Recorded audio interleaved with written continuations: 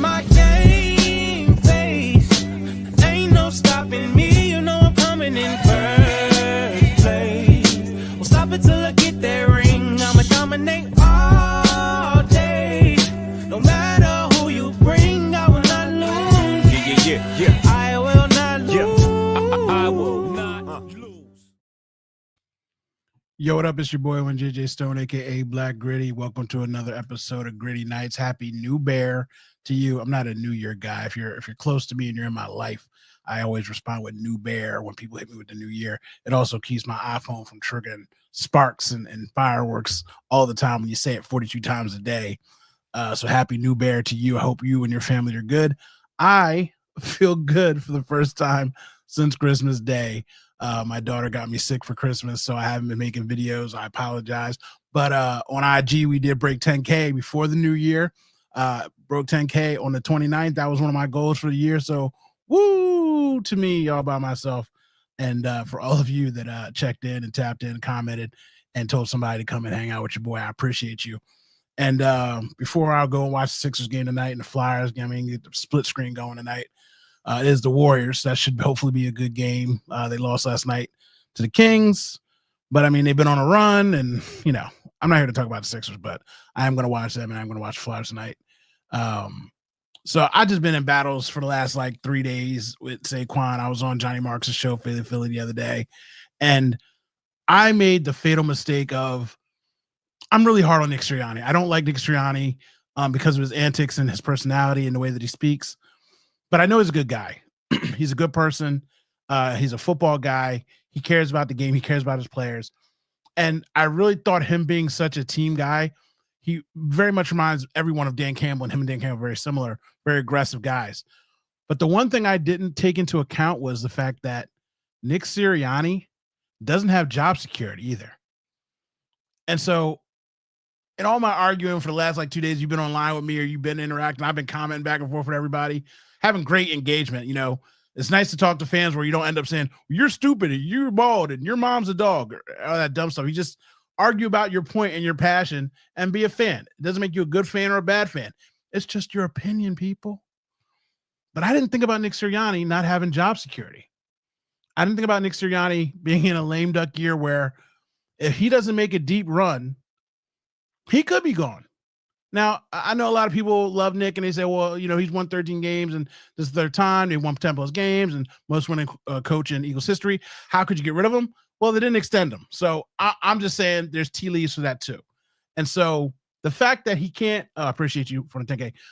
The fact that he hasn't gotten his extension, he cannot afford to have Saquon Barkley or anyone significant go out and get hurt in this game. So I understand that. So I'm just going to do this in a 90-second rant so I can just clip this for the IG. I'm not going to lie to you people. I'm just doing this for my clips. But let me just go out there and say this. Why are you wearing all black then against the New York Giants? A funeral for what? A funeral for the backups? Saquon wanted it. The whole line wanted it. Everybody wanted it. And I wanted it. Saquon deserves it. When he said about his dad and his name and his legacy, I almost cried. I've lost my father. I'm sensitive to certain things like that. I'm a punk. Call me what you want. But I wanted that record for him.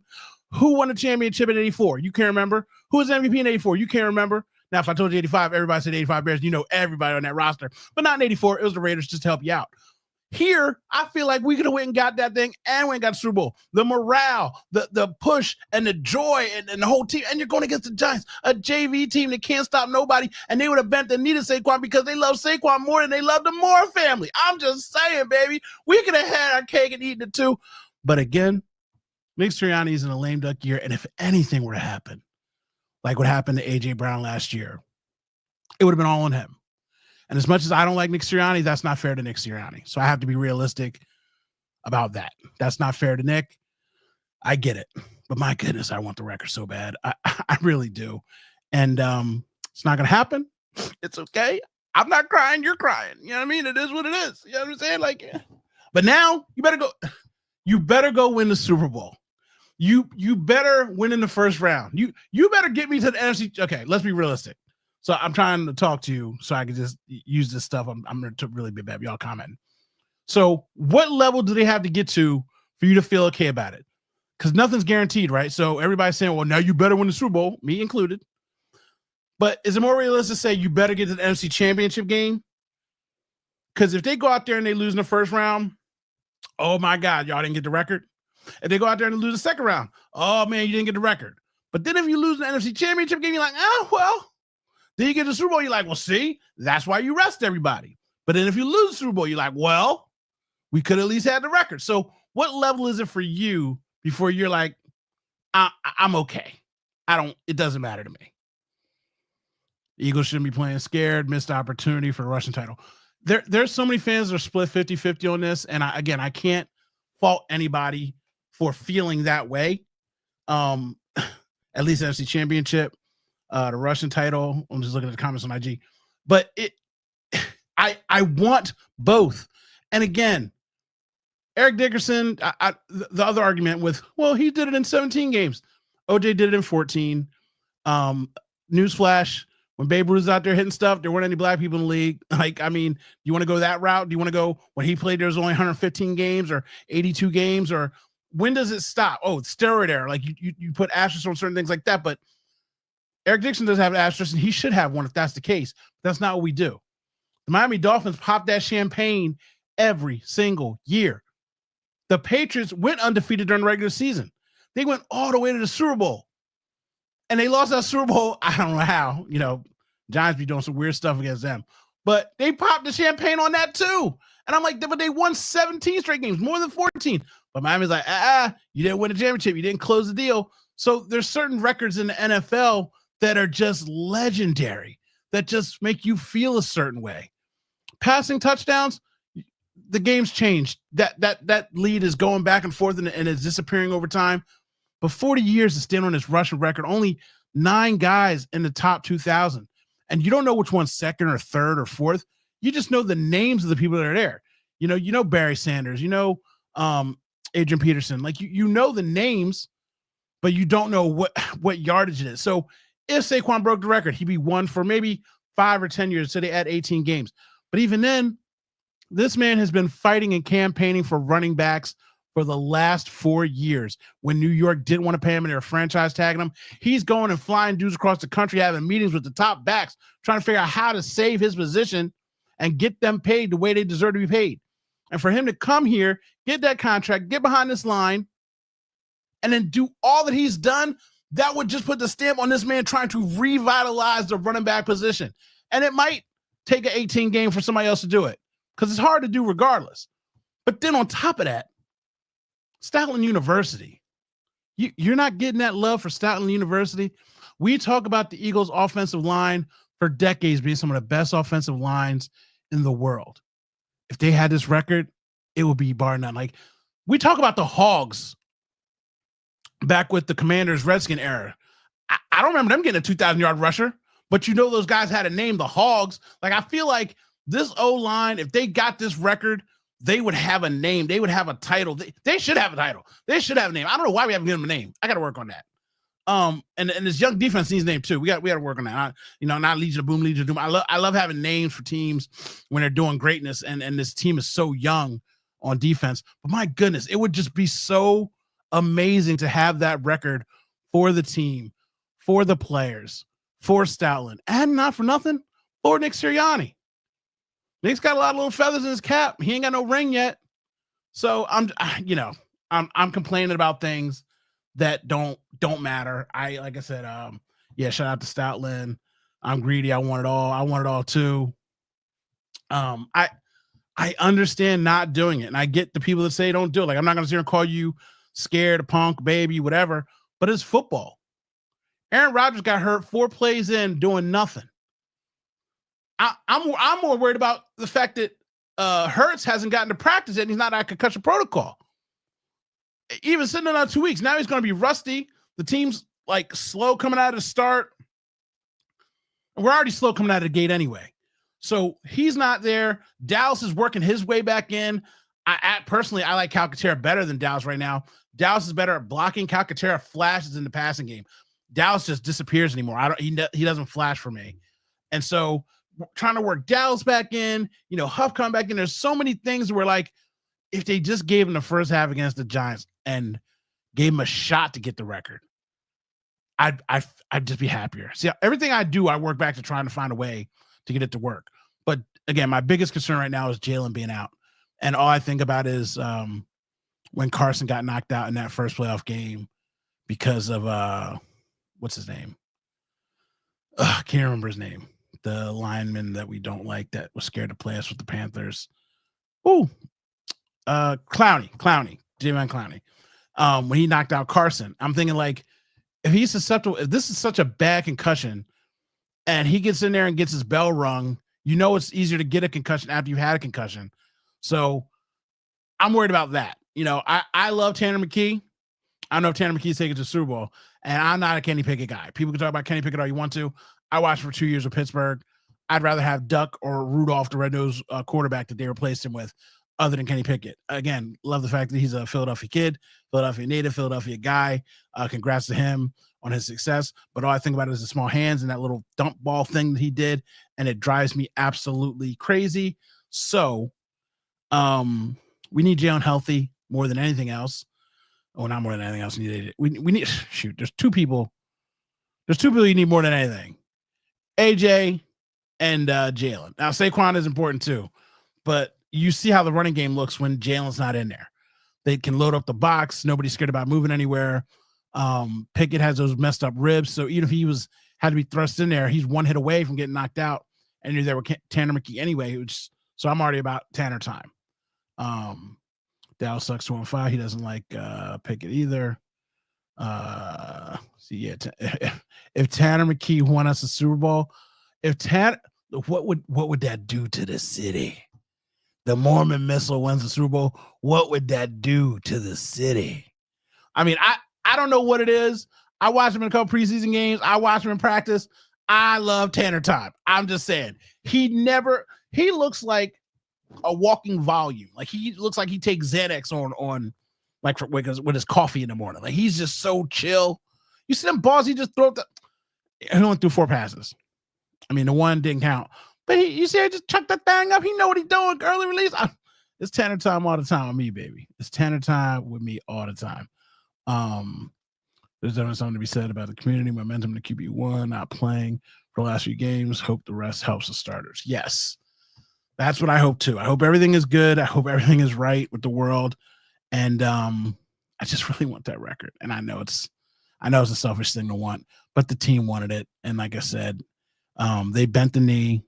But at the end of the day, it really comes down to Nick, because I thought Nick was going to fight for that for his players. Because as much as we all say we know he's a puppet to Howie. I know the call came on down from Howie, but he has no security. So if anything were to happen, what's Nick going to do?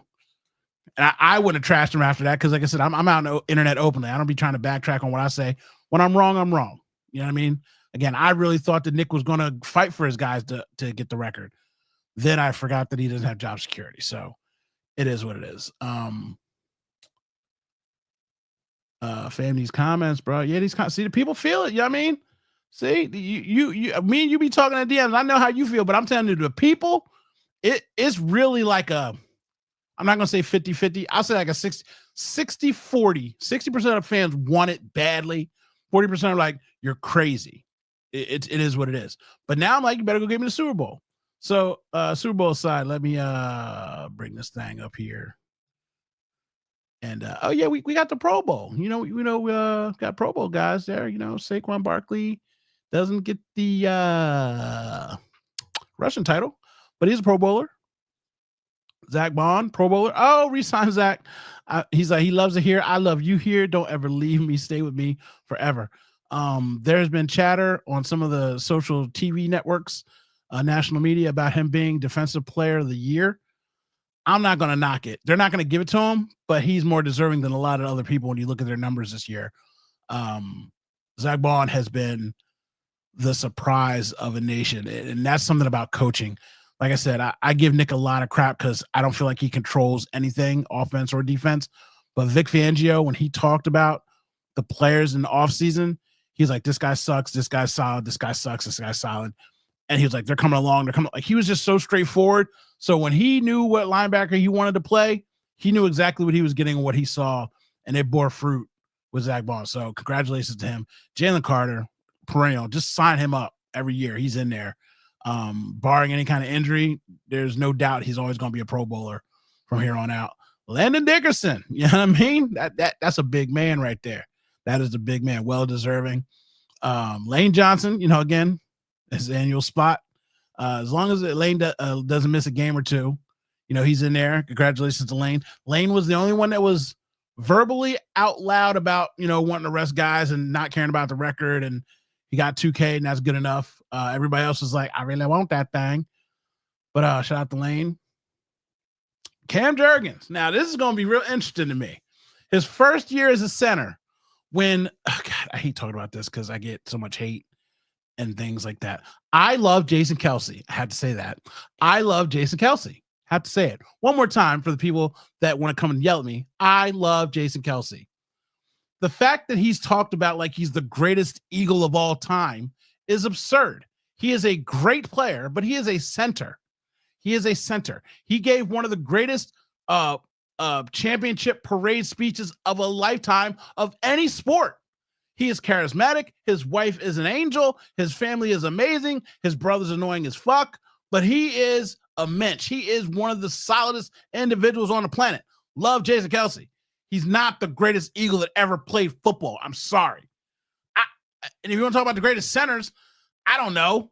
Jeff Saturday is the only other center that I like know by name. We don't run around here just talking about centers like, oh, the center. So miss me with that. I say that to say his replacement comes in year one, Pro Bowler.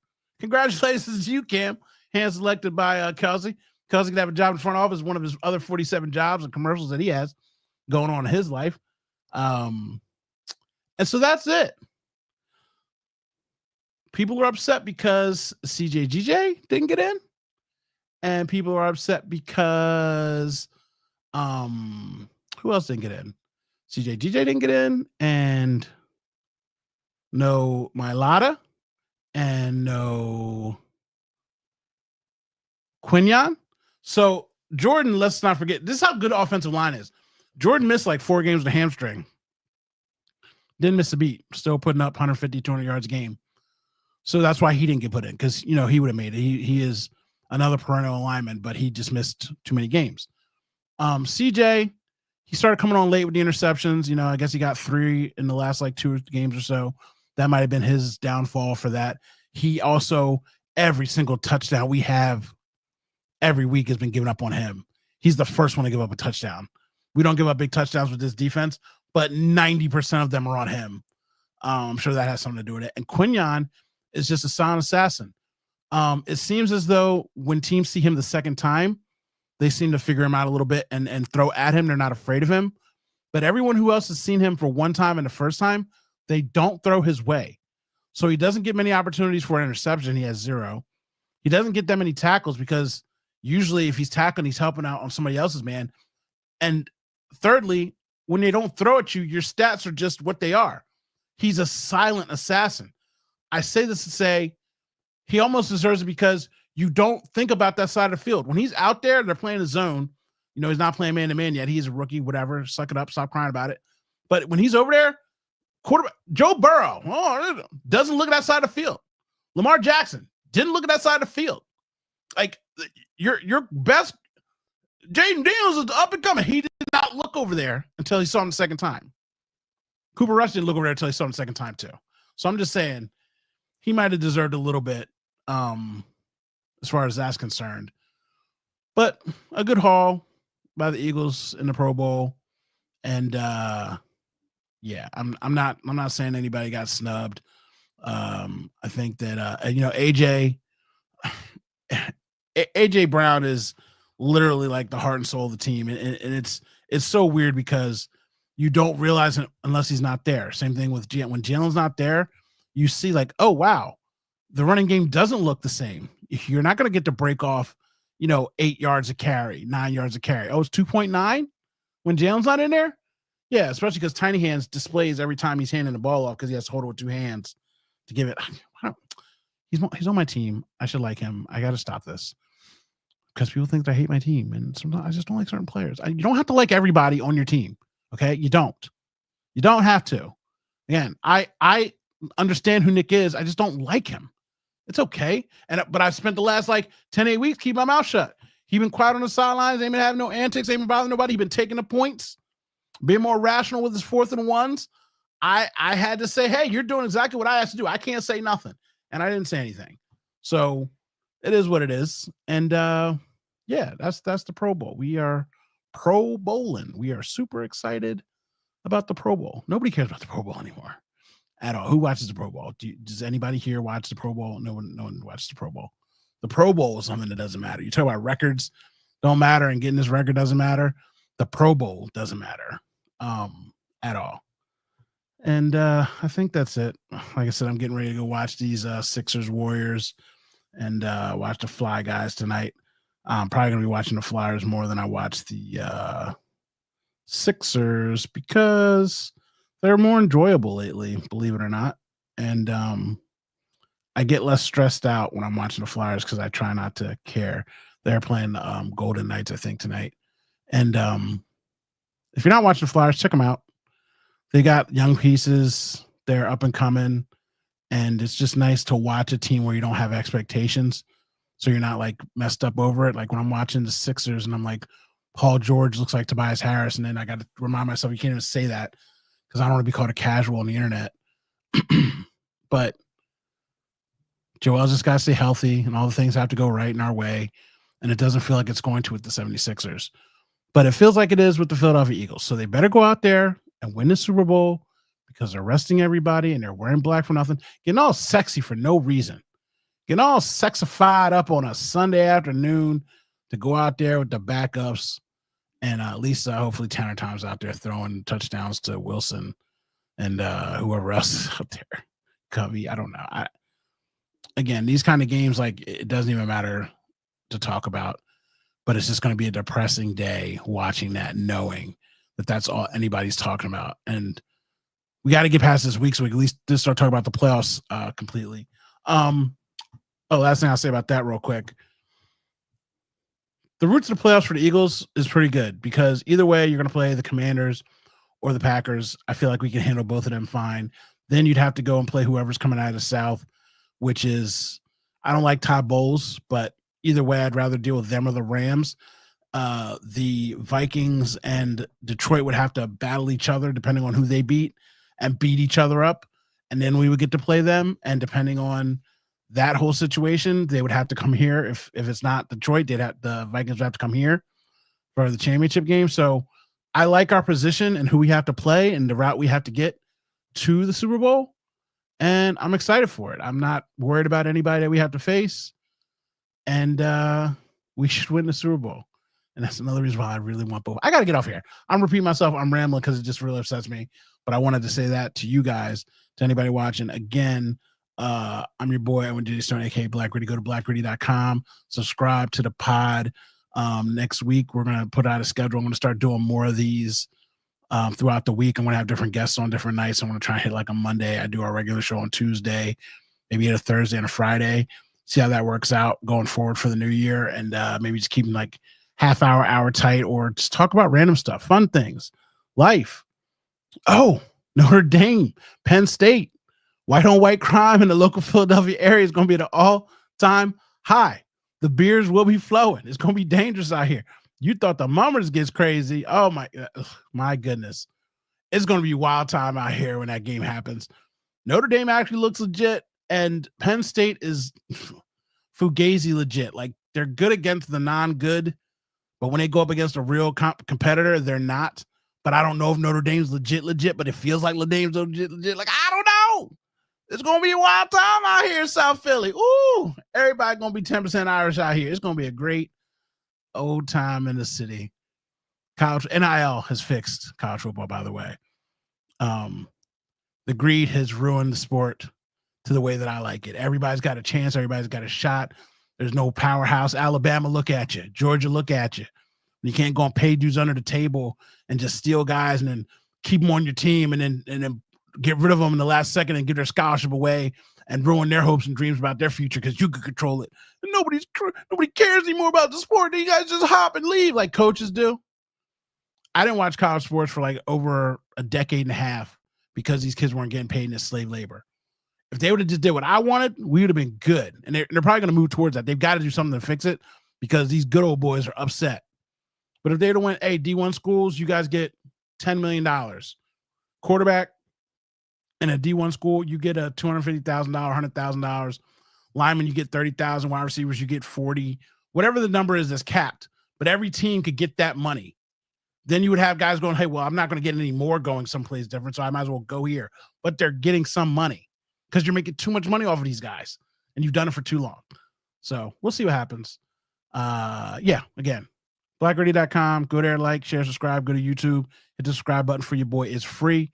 Happy New Year. Happy New Bear. And I'll check you next week, definitely on Tuesday for our regular slotted show. Have a good night.